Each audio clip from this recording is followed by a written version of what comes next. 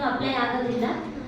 So ಏನೆಲ್ಲ disability ಇದೆ ಅಂತ ಇದೆಯೋ ಅದೆಲ್ಲ ನಿಮ್ಮ ಒಂದು ಮನಸ್ಸಲ್ಲಿ ಇರುತ್ತೆ ಅಷ್ಟೇ. ಏನಾದರೂ ಮಾಡಬೇಕು ಅಂತ ಅಂದ್ಕೊಂಡ್ರೆ ಅದು ಯಾವುದು ಅಡ್ಡ ಬರಲ್ಲ, ಅದಂತೂ ಖಂಡಿತ. ಸೊ ಇವಾಗ ಇಲ್ಲಿ ಏನೆಲ್ಲ ಇದ್ದಾರೆ ಡಿಸೇಬಲ್ಸ್, ಅದೇ ಥರ ನಮ್ಮ ಟೀಮಲ್ಲೂ ತುಂಬ ಜನ, ನಮ್ಮ ಕೋಚ್ ರಾಹುಲ್ ಸರ್ ಅವರು ಈ ಥರ ಫಿಸಿಕಲಿ ಚಾಲೆಂಜಸ್ಗೆ ಮಾತ್ರ ಟ್ರೈನಿಂಗ್ ಕೊಡೋದು. ಸೊ ಅವ್ರನ್ನೆಲ್ಲ ವಿಡಿಯೋ ತೋರಿಸಿ ಮ್ಯಾಮ್ ಮತ್ತೆ ಸರ್ ಅವ್ರಿಗೆಲ್ಲರಿಗೂ ಪ್ಯಾರಾ ಸ್ಪೋರ್ಟ್ಸ್ ಹೆಂಗಿರುತ್ತೆ, ಏನು ವಿಷುವಲಿ ಇಂಪ್ಯಾಕ್ಟ್ಸ್ ಅಥ್ಲೀಟ್ಸ್ ಹೇಗೆ ಓಡ್ತಾರೆ, ಸೊ ಈ ಥರ ಎಲ್ಲರಿಗೂ ಗೇಮ್ ಇದೆ.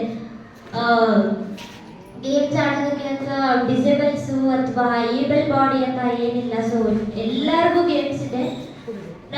ಇನ್ನೊಂದು ಮೇನ್ ಇದೆ ಏನಂತಂದ್ರೆ ಫಿಸಿಕಲಿ ಚಾಲೆಂಜಸ್ಗೆ ಮೇಲೆ ಬರಬೇಕು, ಅವ್ರನ್ನ ಇಂಪ್ರೂವ್ ಮಾಡ್ಕೋಬೇಕು ಅಂತಂದ್ರೆ ಗೇಮಿಂದ ಮಾತ್ರನೇ ಸಾಧ್ಯ. ಇದು ನನ್ನ ಎಕ್ಸ್ಪೀರಿಯನ್ಸ್. ಸೊ ಓದೋದ್ರಲ್ಲಿ ಎಲ್ಲರಿಗೂ ಇಂಟ್ರೆಸ್ಟ್ ಇರುತ್ತೆ, ಇಷ್ಟ ಇರುತ್ತೆ. ವಿಷುವಲಿ ಇಂಪ್ಯಾಕ್ಟ್ಸ್ ಅಂತ ಬ್ರೈಲ್ ಲಿಪಿ ಇದೆ. ಸೊ ಇಲ್ಲಿದೆ ಅನ್ಸುತ್ತೆ, ನನ್ಗೆ ಗೊತ್ತಿಲ್ಲ ಏನಂತ. ಲೋ ವಿಷನ್ಸ್ಗೆ ಅದರಲ್ಲಿ ನಾವು ಓದೋದಕ್ಕೆ ಸಾಧ್ಯ ಆಗುತ್ತೆ. ಇವಾಗ ನಾನು ಸ್ಟೇಟಲ್ಲಿ ರೀಡಿಂಗು ಮತ್ತು ರೈಟಿಂಗಲ್ಲಿ ಸ್ಟೇಟ್ ಮೆಡಲಿಸ್ಟ್, ನಾನು ಸೆಕೆಂಡ್ ಮತ್ತು ಗೋಲ್ಡ್ ಸಿಲ್ವರ್.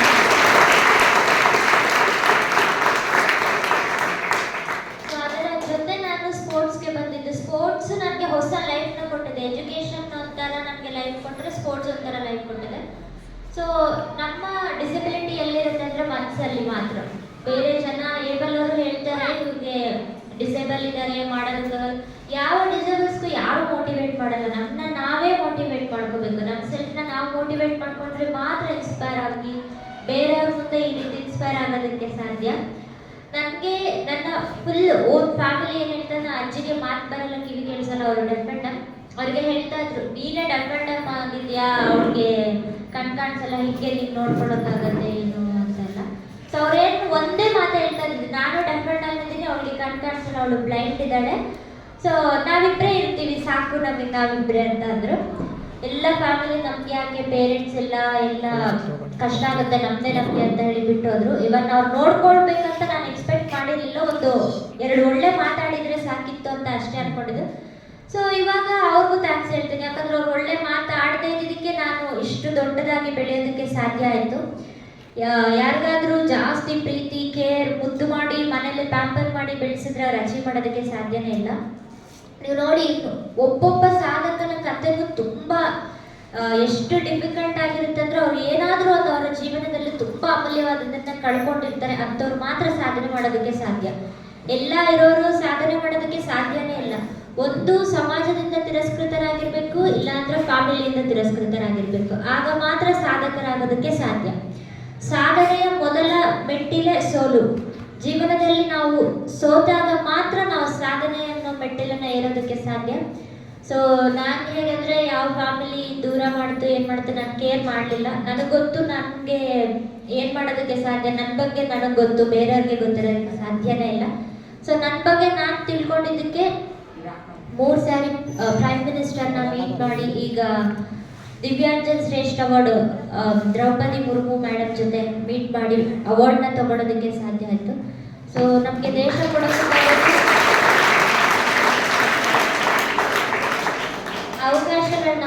ಅವಕಾಶಗಳನ್ನ ನಾವು ಯುಟಿಲೈಸ್ ಮಾಡಿಕೊಂಡ್ರೆ ನಾವು ದೇಶಕ್ಕೆ ಏನನ್ನ ಬೇಕಾದರೂ ಕೊಡ್ಬೋದು. ಸೊ ಇವಾಗ ನೀವೆಲ್ಲ ಹೇಗೆ ಅಲ್ಲಿ ಕುತ್ಕೊಂಡು ನನ್ನ ಸ್ಪೀಚ್ನ ಕೇಳ್ತಾ ಇದ್ರು, ನಾನು ಹಾಗೆ ದೊಡ್ಡ ದೊಡ್ಡ ವ್ಯಕ್ತಿಗಳು ಸ್ಪೀಚ್ನ ಕೊಡ್ತಾ ಇದ್ದಾಗ ನಾನು ಹಾಗೆ ಕೇಳ್ತಾ ಇದ್ದೆ. ಅದನ್ನು ಕೇಳಿ ಮೋಟಿವೇಶನ್ ಆಗಿ ತಗೊಂಡು ಇಲ್ಲಿವರೆಗೂ ಬಂದಿದ್ದು ನಾನು. ಸೊ ನಿಮಗೆ ಟೀಚರ್ಸ್ ಇದ್ದಾರೆ, ತುಂಬ ಉತ್ತಮವಾದ PhD ಅಂತ ಉತ್ತಮವಾದ ಮ್ಯಾನೇಜ್ಮೆಂಟ್ ಇದೆ, ಇಷ್ಟೆಲ್ಲ ಸಪೋರ್ಟ್ ಮಾಡ್ತಾ ಇದ್ದಾರೆ. ಬಿಜಾಪುರಕ್ಕೆ ಬಂದಾಗಲಿಂದ BLD ಅನ್ನೋ ಸಂಸ್ಥೆ ಹೆಸರನ್ನ ಕೇಳ್ತಾ ಇದ್ದೀನಿ, ತುಂಬ ಖುಷಿ ಆಗುತ್ತೆ. ಸೊ ಅಂಥ ದೊಡ್ಡ ದೊಡ್ಡ ವ್ಯಕ್ತಿಗಳಿರ್ಬೇಕಂದ್ರೆ ನೀವೆಲ್ಲ ಲಕ್ಕಿ ಪರ್ಸನ್ಸ್. ಇಲ್ಲಿ ಓದ್ತಾ ಇರೋರು, ಇಂಥ ಟೀಚರ್ಸ್ ಇರೋದಕ್ಕೆ ನೀವೆಲ್ಲ ಲಕ್ಕಿ. ನೀವು ಇಷ್ಟು ಚಿಕ್ಕ ಚಿಕ್ಕ ವಯಸ್ಸಿಗೆ ನಿಮಗೆ ಮಾರ್ಗದರ್ಶನ ಮಾಡೋದಕ್ಕೆ ಇದ್ದಾರೆ. ಸೊ ನನಗೆ ಮಾರ್ಗದರ್ಶನ 17 ಇಯರ್ಸ್ ಮಾಡೋದಕ್ಕೆ ಯಾರೂ ಇರಲೇ ಇಲ್ಲ. ನಮ್ಮ ಅಜ್ಜಿಗೂ ಮಾತು ಬರಲ್ಲ, ಕಿವಿ ಕೇಳಿಸಲ್ಲ, ಅವರು ಕೈ ಸನ್ನೆ ಬಾಯಿ ಸನ್ನೆಲ್ಲಿ ಹೇಳಿದ ಅರ್ಥ ಮಾಡ್ಕೊಳ್ಳೋದಕ್ಕೆ ನನಗೆ ಕಾಣಿಸಲ್ಲ. ಸೊ ನಾನು ಚಿಕ್ಕವಳಿದ್ದಾಗಲೇ ನನಗೆ ನಾನೇ ಅಂದ್ಕೊಳ್ತಾ ಇದ್ದೆ, ಏನಾದರೂ ಮಾಡಬೇಕು ಅಂತ. ಹಾಗಾಗಿ ಓದೋದಕ್ಕೆ ಬಂದೆ. ಆಶಾಕಿರಣ ಬ್ಲೈಂಡ್ ಸ್ಕೂಲ್ ಚಿಕ್ಕಮಗಳೂರಿಗೆ ಬಂದೆ. ನೆಕ್ಸ್ಟ್ ಅದಾದಮೇಲೆ ಸ್ಪೋರ್ಟ್ಸ್ ಟ್ರೈನ್ ಜರ್ನಿ ಮಾಡಬೇಕಂತ. ಇವಾಗ ನನಗೆ ಟ್ರೈನ್ ಗೊತ್ತೇ ಇರಲಿಲ್ಲ, ಟ್ರೈನ್ ಅಂದರೆ ಹೇಗಿರುತ್ತೆ ಏನು ಅಂತ. ನನ್ನ ಫ್ರೆಂಡ್ಸ್ ಹೇಳ್ತಾ ಇದ್ದಾಗ ಮಾತ್ರ ನಾನು ಕೇಳಿಸ್ಕೊಂಡಿದ್ದು. ಸೊ ಆ ಟ್ರೈನ್ ಜರ್ನಿ, ಆ ಚಿಕ್ಕ ಆಸೆಯಿಂದ ಇಷ್ಟು ದೊಡ್ಡ ಗೆಲುವು ನಂದಾಗಿದೆ. ಸೊ ನಿಮಗೆಲ್ಲ ಏನು ಈ ಥರ ಪ್ರಾಬ್ಲಮ್ಸ್ ಇದೆ ಡಿಸೇಬಲ್ಸ್ ಅಂತ ಎಲ್ಲ ಹೇಳ್ತಾರೆ, ಡಿಸೇಬಲ್ಸ್ ಅಂತ. ಬಟ್ ನೀವು ಅನ್ಕೋಬೇಡಿ ನಾನು ಡಿಸೇಬಲ್ ಅಂತ. ನೀವು ಅನ್ಕೊಳ್ಳಿ ನನಗೆ ಒಂದು ಅಂಗ ಕೆಲಸ ಮಾಡದೆ ಇದ್ರೆ ನನಗೆ ಏನು ಪರವಾಗಿಲ್ಲ, ನನಗೆ ಆತ್ಮಶಕ್ತಿ ಇದೆ, ಸೆಲ್ಫ್ ಕಾನ್ಫಿಡೆನ್ಸ್ ಇದೆ, ಅದಕ್ಕೆ ಆಗ್ತದೆ.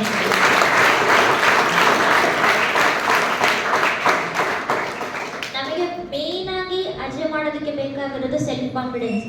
ಈಗ ನಿಮ್ಗೆಲ್ಲ ಅನ್ನಿಸ್ತಾ ಇರುತ್ತೆ ಈ ಅಕ್ಕ ಹೇಗೆ ಓಡ್ತಾರೆ, ಕಾಣಿಸೋದೇ ಇಲ್ಲ, ಕೈ ಹಿಡ್ಕೊಂಡು ಕರ್ಕೊಂಡು ಬರ್ಬೇಕು, ಹೇಗೆ ಓಡಿಸ್ತಾರೆ ಇವರು ಹೇಗೆ ಅಂತೆಲ್ಲ. ಸೊ ಯಾಕಂದ್ರೆ ನನಗೂ ಈ ಥರ ಕ್ವಶನ್ಸ್ ಇರ್ತಾ ಇತ್ತು. ನಾನು ಸ್ಪೋರ್ಟ್ಸ್ ಶುರು ಮಾಡೋದಕ್ಕಿಂತ ಮುಂಚೆ ನನ್ನ ಸೀನಿಯರ್ ಶವಾದ್ ಅಂತ ಅವರು ಏಷ್ಯನ್ ಗೇಮಲ್ಲಿ ಮೆಡಲ್ ಮಾಡಿದ್ರು. ನಾನು ಅಂದ್ಕೊಳ್ತಿದ್ದೆ ಇವ್ರು ಏನಪ್ಪ ಕಾಣಿಸೋದೇ ಇಲ್ಲ, ಫುಲ್ ಹಿಂಗೆ ಓಡ್ಬೋದು ಅಂತ ಎಲ್ಲ ಅಂದ್ಕೊಳ್ತಾ ಇದ್ದೆ. ನನಗೆ ಸ್ಪೋರ್ಟ್ಸ್ ಬಂದಮೇಲೆ ಗೊತ್ತಾಗಿದ್ದು.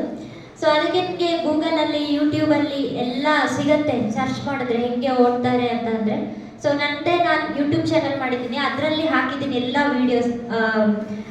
ಎಷ್ಟು ಯಾರೆಲ್ಲ ಡಿಸೇಬಲ್ಸ್ ಓಡ್ತಾ ಇದ್ದಾರೆ ಅವ್ರದ್ದೆಲ್ಲ ವೀಡಿಯೋ, ಅವ್ರು ಹೇಗೆ ಪ್ರಾಕ್ಟೀಸ್ ಮಾಡ್ತಾರೆ, ಹೇಗೆ ಅವ್ರನ್ನ ಅವ್ರು ಹೇಗೆ ಮೋಟಿವೇಟ್ ಮಾಡ್ಕೊಳ್ತಾರೆ ಅಂತ, ಸ್ಫೂರ್ತಿಯ ಚಿಲುಮೆ ಅಂತ ಪ್ರತಿಯೊಂದು ಸಿಗುತ್ತೆ. ಇಲ್ಲಿ ಟೀಚರ್ಸ್ ಎಲ್ಲ ಇದ್ದಾರೆ, ಅದೆಲ್ಲರಿಗೂ ತೋರಿಸಿ ಅವ್ರಿಗೆ ಗೊತ್ತಾಗುತ್ತೆ ಸ್ಪೋರ್ಟ್ಸ್ ಹೇಗಿರುತ್ತೆ. ಇಷ್ಟು ನನಗೆ ಓಡಬೇಕಂದ್ರೆ ಗೈಡ್ ರನ್ನರ್ ಬೇಕು. ಸೊ ಗೈಡ್ ರನ್ನರ್ ಇಟ್ಕೊಂಡ್ರೆ ನಾನು ಓಡೋದಕ್ಕೆ ಸಾಧ್ಯ, ಅವರು ಸಪೋರ್ಟಿಂದ ಓಡೋದಕ್ಕೆ ಸಾಧ್ಯ. ಕಣ್ಣಿಗೆ ಬ್ಲೈಂಡ್ ಫೋಲ್ಡರ್ ಹಾಕಿ ಓಡಿಸ್ತಾರೆ. ಸೊ ಅದನ್ನೆಲ್ಲ ಅವ್ರಿಗೆ ತೋರಿಸಿ ಅವ್ರಿಗೆ ಅರ್ಥ ಮಾಡಿಸಿ ಹೇಗೆ ಅಂತ. ಪೇರೆಂಟ್ಸ್ಗೆ ಫಸ್ಟ್ ತೋರಿಸ್ಬೇಕು. ಇವಾಗ ಮಕ್ಕಳು ಡಿಸೇಬಲ್ಸ್ ಅವ್ರಿಗೆ ಫಿಸಿಕಲಿ ಚಾಲೆಂಜ್ ಅಂತ ಗೊತ್ತಾದರೆ ತುಂಬ ಪ್ಯಾಂಪರ್ ಮಾಡಿ ಜೊತೆಲೇ ಇಟ್ಕೊಬಿಡ್ತಾರೆ, ಏನಾಗ್ಬಿಡುತ್ತೋ ಏನೋ ಕಳಿಸಲ್ಲ ಆಚೆ ಅಂತ. ಫಸ್ಟು ಪೇರೆಂಟ್ಸ್ಗೆ ಆ ಥರದ್ದೆಲ್ಲ ತೋರಿಸಿ, ಏನೇನೋ ನೋಡ್ತಾರೆ ಸೋಷಿಯಲ್ ಮೀಡಿಯಾದಲ್ಲಿ, ಅದನ್ನು ಬಿಟ್ಟು ಈ ಥರ ವೀಡಿಯೋಸ್ ಹೇಗೆ ಎಲ್ಲ ಮಾಡ್ತಾರೆ ಅನ್ನೋದನ್ನು ತೋರಿಸಿ ಅವ್ರಿಗೆ. ಈಗ ಸದ್ಯದ ಪರಿಸ್ಥಿತಿಯಲ್ಲಿ ಪೇರೆಂಟ್ಸ್ಗೆ ಟೀಚರ್ಸೇ ಅವೇರ್ನೆಸ್ನ ಮಾಡೋದಕ್ಕೆ ಮೂಡಿಸೋದಕ್ಕೆ ಸಾಧ್ಯ. ಸೊ ಅವ್ರಿಗೆ ತೋರಿಸಿ ಯಾರ್ಯಾರಿಗೆ ಯಾವುದ್ಯಾವುದ್ರಲ್ಲಿ ಇಂಟ್ರೆಸ್ಟ್ ಇದೆ ಪ್ಲೀಸ್ ಅವ್ರಿಗೆ ಅದನ್ನು ಎಂಕರೇಜ್ ಮಾಡಿ ಕಳಿಸಿ. ಸೊ BLD ಅಂತ ಉತ್ತಮವಾದ ಸಂಸ್ಥೆ. ನಾನು ಅಷ್ಟು ದೂರದಿಂದ ಬಿಜಾಪುರಕ್ಕೆ ಬಂದಿದ್ದಕ್ಕೆ ನನಗಂತೂ ತುಂಬ ಖುಷಿ ಆಯಿತು. Thank you so much.